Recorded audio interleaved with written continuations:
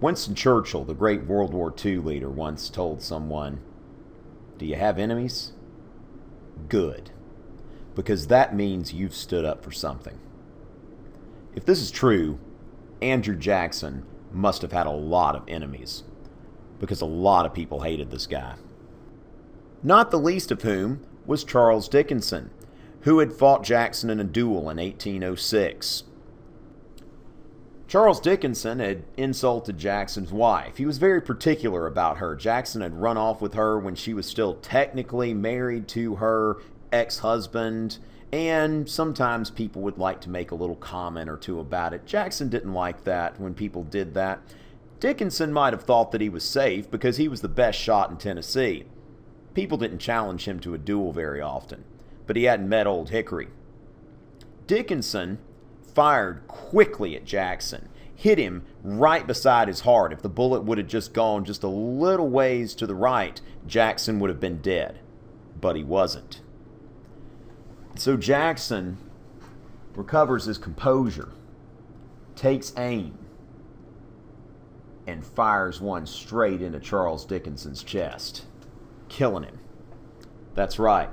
Not only had Andrew Jackson executed people under his command, Jackson had also killed men.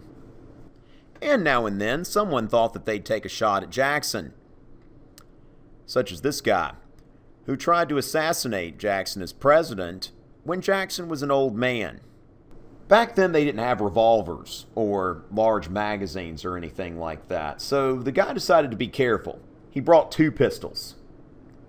Might be a pretty humid day around Washington, D.C., especially during the summer. You might get your powder wet, not be able to shoot. So he's packing 2. And he sees Jackson, goes to about point-blank range, gets a pistol out. Click. No problem. Throw it aside. Get the backup pistol out. Click. Uh-oh. By this time, Jackson knows what's going on. Even though he's an old man, he's pretty good with his cane. Gets the thing and just jabs the guy right in the stomach, putting him out. Jackson's enemies tended not to do very well against him. Of course, Jackson had a lot of friends too. And when he got into office, being the first president to have been elected through the democratic process, he owed a lot of people favors. A lot of people had worked hard for him. So Jackson applies the principle of the spoils system, coming from an old saying, "To the victor belong the spoils." When someone's candidate gets elected, those people that helped him out expect to be rewarded, and Jackson rewarded them. Fired everybody in the federal government who had been an Adams appointee. Back then, the president could do that. The president could hire and fire anybody. That was before civil service, which this cartoon here in the slide is by Thomas Nast when the civil service system was passed in the 1880s, saying farewell to this principle, the spoils system, that started with Jackson and kept on for over 50 years afterward. Of course, the principle of the spoils system still applies. Let's see what this councilwoman in Detroit has to say after the recent re-election of President Barack Obama. Detroit's about to go bankrupt, but no worries. After all, they voted for President Obama by about 70%. Let's see what she has to say. Meanwhile, Councilwoman Joanne Watson has called on the White House to bail out the city of Detroit. She says she expects it after the re-election of President Barack Obama. After the election of Jimmy Carter, the Honorable Coleman Alexander Young, he went to Washington, D.C. He came back home with some bacon. Right. That's what you do. That's what you do. This is our people in an overwhelming way supported the re-election of this president, and there ought to be a quid pro quo, and you ought to exercise leadership on that. You heard it. A quid pro quo. Latin for this for that. I helped you get elected. You get me a job or some money once you get elected. This was no different during Jackson's time. This is what is known by historians as political patronage. Jackson acting as a patron to the people under him who helped him get elected and giving offices to his political supporters. Now, Jackson had a lot of enthusiastic supporters, but he also had political enemies. You may remember the first party system, the Federalists and the Republicans. By 1816, the first party system had collapsed, where all you have left is the quote-unquote Republican Party. To paraphrase Jefferson, we are all Republicans. We are all Republicans. But that wasn't going to last. People didn't play together as nicely as they thought they could. And so eventually, once again, you have to say, Jeffersonians over here, Hamiltonians over here. And Jackson supporters began calling themselves the Democratic Republicans, which is shortened to Democrats. Whereas the opposition, the more Hamiltonian faction, called themselves the National Republicans and came to be known as the Whigs, naming themselves after an opposition party currently operating in England, opposing the king and his cabinet. And let's take a look at this graphic organizer in order to better understand the Whigs and the Democrats. The Whigs were led by Henry Clay, the Democrats, of course, by Andrew Jackson. The Jacksonians tended to favor states' rights, whereas Henry Clay's Whigs favored a strong central government. They were nationalistic.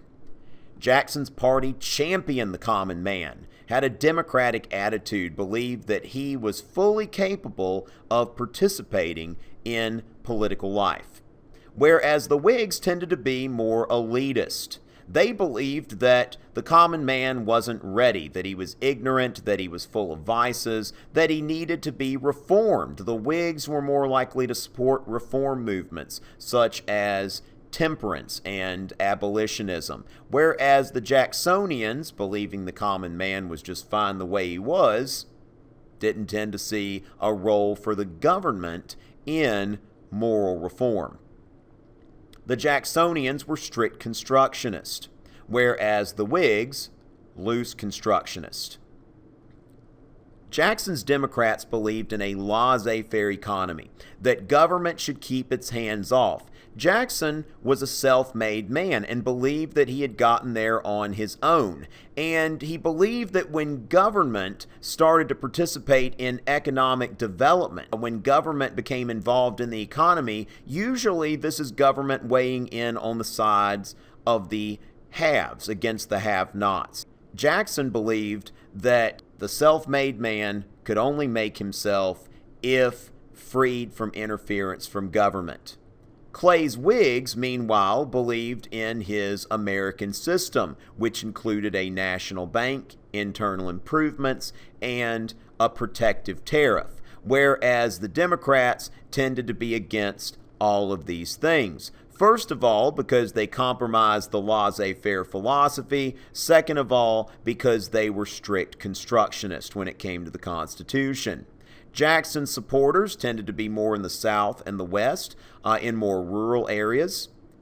Clay's supporters tended to be in the Northeast, in urban areas, especially people who were involved in commerce and manufacturing. This is the basis for the second two-party system, which lasts until the early 1850s. As president, Jackson championed a lot of controversial policies. Jackson was the president of the common white man. And when the common white man found some gold in northern Georgia on Cherokee land, the common white man decided that the Cherokee would have to go. And Jackson, rationalizing that he was actually helping the Indians survive, advocated the removal of the Indians west of the Mississippi River. The Cherokee know this journey as the Trail of Tears. This is the iconic painting of the Trail of Tears. As we can see some signs of traditional Indian garments. You see this gentleman up front who has traditional garments on. But at the same time, we also see signs of assimilation. If we look at this couple here in the covered wagon, we see a man dressed just like any other white man would be dressed at the time. And behind him, notice what he's got in the wagon: a plow. These are not nomadic hunter-gatherers. These are people who have adopted white American civilization, people who have started to farm and assimilated. And meanwhile, they are being forced off of their land. Andrew Jackson, even today, still not popular with the Cherokee. If you're on a Cherokee reservation, I wouldn't recommend paying with a $20 bill. Perhaps Jackson's biggest fight was his fight over the national bank. Jefferson and Hamilton had fought over the bank. Hamilton won that fight with a 20-year charter, which the Jeffersonians allowed to expire in 1811. After the War of 1812, Madison chartered another bank to deal with the temporary problems that had arisen after the war, with massive debt that America had after it. Well, the bank's charter, the second bank's charter, was due to expire in 1836. Jackson believed that the bank was evil for several reasons. First of all, it represented government involvement in the economy. Second of all, remember the old argument that it's not in the Constitution. And third, the bank was a representation of economic privilege, of the government creating a corporation that people with money can buy into, the government helping the rich get richer at the expense of the common man. Jackson, for all intents and purposes, declared war on the bank.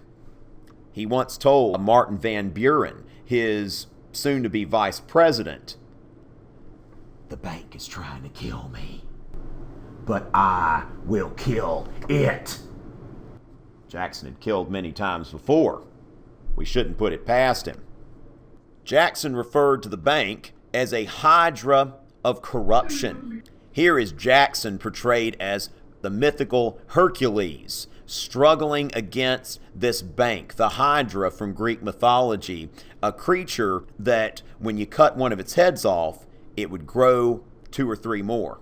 And here is Jackson jumping around with his pet banks. One of the things Jackson did was to take the federal deposits out of the Bank of the United States and put them into several state banks, which his enemies derided as pet banks. So there's Jackson dancing around with his pets. Notice here that Jackson is portrayed as a jackass, which is where we get today's symbol for the Democratic Party, Jackson being their founder.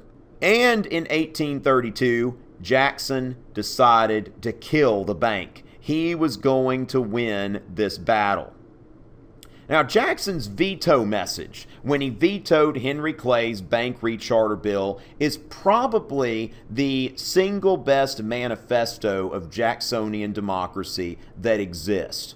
Let's take a look at a Wordle. I love Wordle, by the way. When we look at Jackson's veto message, we see, first of all, what he's talking about more than anything is the states. Jackson was a fan of states' rights. He believed, first and foremost, that the existence of a national bank infringed upon the rights of the states. We also see Jackson talking a good bit about the Constitution. And in true strict constructionist form, we see the word necessary. The elastic clause, necessary and proper. Remember, loose constructionists emphasize the proper, whereas a strict constructionist emphasizes the necessary. Is this bank, which is not mentioned in the Constitution, truly necessary in order for the federal government to execute its delegated powers? We see stockholders, private, exclusive. These words talk about privilege. This is something that Jackson didn't like at all. people having special privileges granted to them. We also see the word monopoly.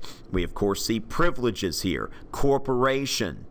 Jackson was a champion of the common man and could not bring himself to agree with the chartering of a bank with public funds to help enrich the few at the expense of the many, as he saw it.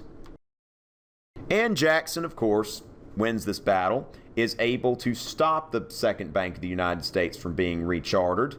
Of course, that didn't stop central banking in the United States. Today, Jackson's on the $20 bill.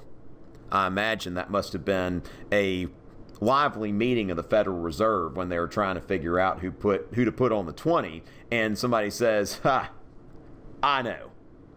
Must have gotten a big laugh.